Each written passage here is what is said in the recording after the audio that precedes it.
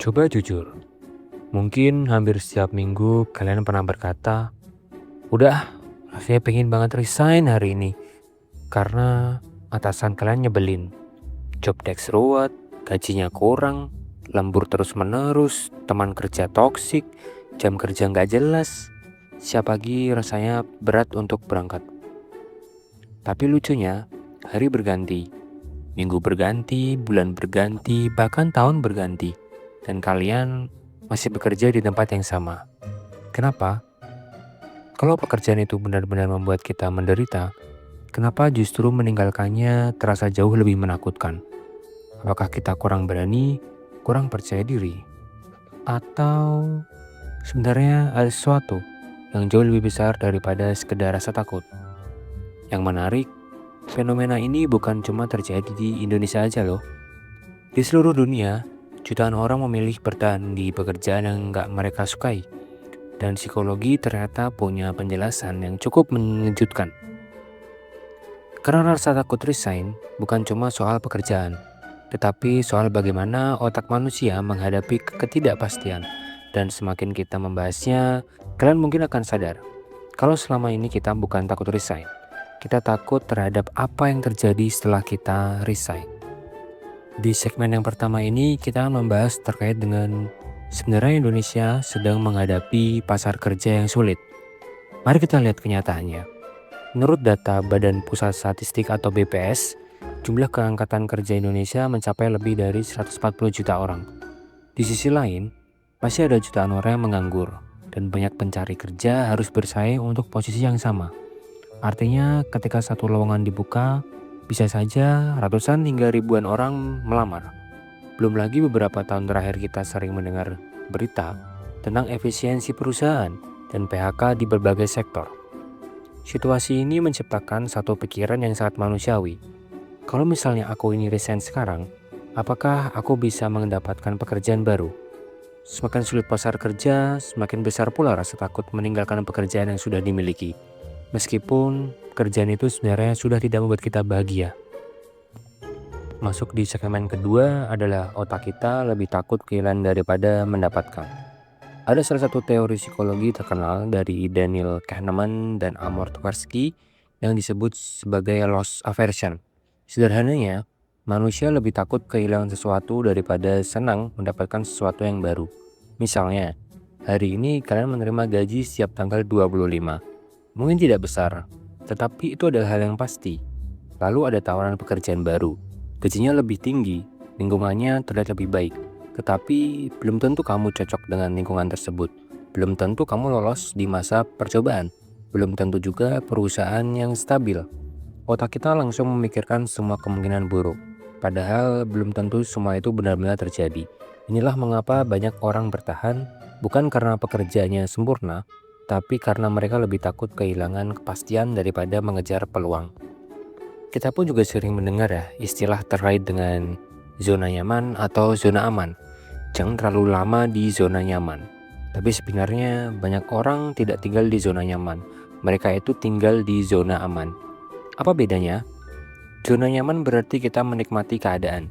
Sedangkan zona aman berarti kita hanya tahu apa yang akan terjadi besok. Setiap tanggal tertentu gaji masuk. Kita mengenal ritme pekerjaan. Kita tahu siapa rekan kerja kita di sekitar. Semuanya itu bisa kita prediksi. Sementara resign berarti masuk ke dunia yang penuh tanda tanya. Dalam psikologi ini dikenal sebagai status quo bias. Manusia cenderung mempertahankan kondisi saat ini karena perubahan terasa lebih berisiko, meski keadaan sekarang tidak ideal. Di segmen selanjutnya ada satu hal yang sering dilupakan. Semakin bertambahnya usia, semakin banyak orang yang bergantung pada kita. Mungkin ada cicilan rumah, ada cicilan motor, mobil, kontrakan, biaya sekolah anak, atau orang tua yang harus dibantu setiap bulan. Bagi seseorang yang menjadi tulang punggung keluarga, resign bukan sekedar keputusan pribadi. Itu adalah keputusan yang bisa mempengaruhi kehidupan beberapa orang sekaligus. Karena itu, ketika ada orang berkata, "Aku ingin resign, tapi belum bisa," belum tentu mereka sebagai seorang pengecut. Mungkin mereka sedang menghitung resiko. Dan dalam kondisi ekonomi yang penuh ketidakpastian, mengambil resiko tanpa persiapan bisa berdampak yang sangat besar. Disinilah pentingnya dana darurat dan perencanaan di karir.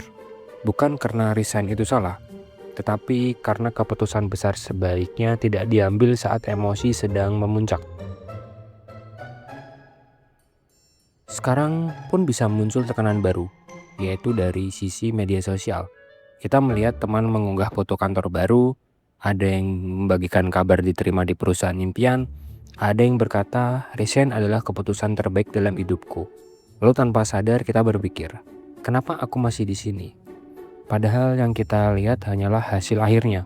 Kita tidak melihat puluhan lamaran yang ditolak, bulan-bulan tanpa penghasilan, rasa cemas ketika tabungan mulai menipis. Fenomena ini berkaitan dengan yang namanya social comparison theory, yaitu kecenderungan manusia itu membandingkan hidupnya dengan orang lain. Ditambah lagi dengan kalimat FOMO, kita takut tertinggal, takut menjadi satu-satunya yang tidak berkembang.